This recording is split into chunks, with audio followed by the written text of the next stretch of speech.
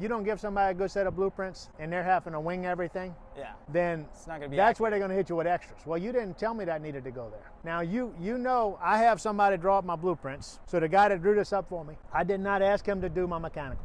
There's no mechanical in this house at all on my drawings. I don't need that. What is no mechanical? That means I didn't get him to give me detailed duct drawings, how the duct had to go into the house, how the plumbing had to go into the house, or how the electrical had to go into the house. And I didn't do that because I can do that myself. I know how I want the duct to run. I know how I want the plumbing to run. I know how I want the electrical to run. And I use the same contractors, and I know they know what they're doing. So I just don't worry about that. Now, if you're building, you've never done it before, you may want to pick up a full set of detailed drawings that has something in it that you can hold that contractor accountable for. Might not be a bad idea. Okay. Cover your behind at every avenue. Do not leave any open doors. If you're building a house for the first time, would you include the mechanical drawings? If it's a simplistic house, I wouldn't. You would. I would sit down with the electrician. You can even put in your contract. You know the code. I'm going to trust. This is what I want, and this is what you're going to do. If there's no extras. Okay. So he's still got to go in front of the state electrical inspector, and he's got to have it inspected, right? So we got to have plugs every 6 feet apart. We got to have a 200 amp service. They're going to require the air conditioner to be a certain size wire. They're going to require everything to be a certain way. So if I don't give him any blueprints, it's still got to match that way. The state electrical inspector is not going to pass this house. And if they don't pass the house, then he don't get paid. Oh, that's a contingency? Well, would you pay somebody before they pass the electrical inspection? No. Would you? I mean, now, I can tell you we paid the framers before the framing inspection was done because I won't have an inspection on this house until all the mechanical and everything is done. Then our first inspection will be, we had the foundation inspection all. We'll do the next inspection will be whenever we have everything in there except the insulation. We'll do the inspection on everything at one time. Then we'll insulate it and brick it. Okay. And by the time the insulation, I'll take them a day to do the insulation on both sides. Then we come in and drywall. Y'all can watch the video one time and say, I got it. No, you don't got it. Watch the video again. Listen to a different video, because if you do one video, I may talk at the next video and say something that hits on a different point that we didn't hit on this time that needs to be hit this time, because Nick and I don't do anything scripted. We just over here talking. You know, we walk in a job site talking about what's going on at this job site. You can't take all of this to the bank that this is all you got to do. You got to ask questions. So as we get more and more and more into it, there'll be more and more questions. That's why we're doing a way better documentation of the construction of this house than we did on the last ones we did. Right. We didn't do anything on the last ones, right? So Right. basically, this is what we minimal. got. You know, a little bit of walkthrough here or there. I'm trying to work backwards on my first deal, which would be create the plans of the house, find the property that it works for, and then move forward. No, you're trying to find the house. You're trying to buy the plans first and then find a house that fits the lot? Right. No. No. Find a lot and then put a house that fits the lot. Go ahead, there's a debate in there somewhere. Well, like I was saying even 2 weeks ago, you know, if you find a lot and then you go to get the plans ready and then the lot sells. Well, you know, the plan's ready. What does that mean? How long do you think it takes to get the plans ready? I was thinking it's at least a couple weeks. Okay, it's going to take you a month to close any deal.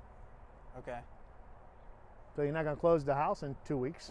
How much does it cost to get plans? You found You the can lot. you can buy a set of blueprints off the internet for a couple $1,000, $1,500.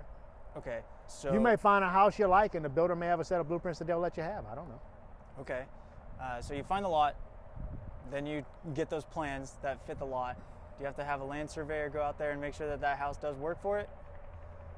I mean, how do you buy a lot without having done a soil test and even a land surveyor to go out there and Well, tell you right that here, there's no soil test required because we got city sewer. Okay. If you're buying a lot from somebody else, they should have already had the soil test done. The septic system should be laid out and platted already. Everything should be in place. Okay. And that project should be a permit-ready project. Is And that you can call codes, you can call the city and verify that it is. okay? And if all of that checks out, then they already have all of those dimensions done for you. Everything is done. You just got to go build. You just have to take your plans. Yeah, you know, you go to an auction or something that's got 5 lots they're selling, there'll be a little thing on it that'll show the soil detail where the septic tank's got to go. Okay. And you can't build in that area, so you got to look at it and say, okay, can I still build this lot?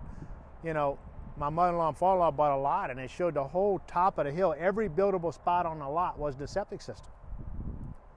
So then we had to go back to the environmental for Sumner County. We had to talk about, hey, we can't even build a house on this. So then they went out and they reworked it, because what the people were doing when they sold all the lots is just give us all the area that's perks, all the area that we can do sewers, septic on. And they did that, and the whole hill was. So then they had to go and plat out, okay, if you want the house here, and they drew out where they wanted the house, and they went and redid the soil test to make sure that the septic would be okay. And it was. Okay. So especially as your first build, you want to find land that already has all of those. Any land you buy, I mean, if you're buying it, you need to make sure it perks before you buy it, because you can buy, if it's a sewer system, you can buy land that does not perk. And if it don't perk, you're not building on it. And when I say perk, that means they're going to come do a test where they'll drill a hole, they'll pour some water in, and we'll see how fast the water goes down. And what they're trying to do is verify that that water will be absorbent enough, or that land will be absorbent enough through the soil to be able to take the septic whenever you're flushing your toilet and running your washer and everything, and it be able to dissipate it into the ground. Right. But if you find land that already has all of those specifications already figured out and it's good to go. So around here, almost at least 90% of the land people are selling does have it already. So it's a good idea to look for land that already has all of that. Yeah, I mean, absolutely. that saves you a crap ton of time and due diligence on your end. Otherwise, you get into a land development deal. Right. Because now you're having to do development to that land. You're having to do entitlements to it. You buy a piece of land that doesn't have septic on it or doesn't have sewer in front of it. When you add that septic system to it, that's an entitlement yet to it. It makes the land worth more money when you do that. But, you know, if I went in and bought a 10-acre lot that like Mahanas or something that's flat over there, I wouldn't hesitate to buy that and say, it's going to perk. I'd be comfortable with that. But you get in a tight area that you're not sure. You know the amount of water that we saw coming off of this back hill the other day? Yeah. That could put you in a very bad position for you to buy it, and they say there's so much, the water's so saturated, or the ground's so saturated, we're not going to let you put a septic system on it. I mean, that happens. So you want to protect that. Okay. So find land that already has all of those requirements and specifications. Entitlements. Okay. Oh, that's what it's actually called? That's an entitlement. Find land that already has those entitlements. You can get the plans for a house either from, you know, the internet or contractors that already have it. And as long as those two things all work out, you know, you've already talked to the contractor and you basically just try to get financing using that, all of that. Yeah. And then it gets... And you know, we build the same house a lot, right? Right. This is the first time I'm building this house, this design. Will it be my last? Probably not. I'm gonna look at it, I'm gonna see what it looks like, and we'll tweak what we like or don't like on it. And probably build it again, because I think it's going to turn out better than I was thinking it was going to turn out. But I can pay $2,000 for a set of blueprints and use that same set of blueprints, and this cost me $1,500 for him to draw it for me. I paid $1,500 and an architect drew it for me. So you can buy something off the shelf probably cheaper than that. Okay. And you can look for plan stores in your area, and you can walk in and you may have an architect that has 100 different sets of blueprints in there, and you look through his blueprints and see what you want, and then he'll sell you the blueprint. How can you, when you're doing that, make sure that that blueprint does work for the property that you're buying? I mean, because it'll say on the blueprint that the space needs to be at least, you know, so many feet by so many feet. So we're on city sewer here. So the only thing I got to have right here is I got to meet my minimum setbacks, right? Okay. We got to, what we said it was on the side, 10 feet? Yeah. So it's 10 feet on the sides, or 12 feet, whatever it was. We can't encroach on that land. So as long as we can make that, I don't really care what this house has in it. Gotcha. It can be 6 stories high if the neighborhood would allow me to put a 6 stories high building in here. As long as I don't go across that setback, I'm good. Okay. As long as I don't go across my 20-foot setback in the back, I'm good. That's literally what I was looking for. Based off the land, which houses would work based off the blueprints, and you'd be able to... That's just based off of the size, you know. Yeah. You know, you need if you're going in a neighborhood or something, that has a narrow lot, you know, you got to understand, hey, this is as big a house I can put in there. Go to planning and zoning, speak to somebody in planning and zoning, and find out, okay, what are my setbacks? What are my side setbacks? What are my back setback? What's my front setback? And then verify that the house will fit. And before we built this house, because everything is so close in this area, we had a surveyor come out. We gave him the blueprints, and he pinned this exact house exactly where it needed to go. So there was no doubt whether it was right. Gotcha. And what did our idiot mayor do? Our idiot mayor Questioned it. could take a tape measure and measure that we were full foot more than what we needed, but he still turned us into codes telling us we were encroaching on his land, which we weren't. But we're comfortable with that, because all I got to do is call my architect or my engineer, my civil engineer, and tell my civil engineer, hey, send me over the documentation on the lot where you pinned it. Okay. And it's called an as-built.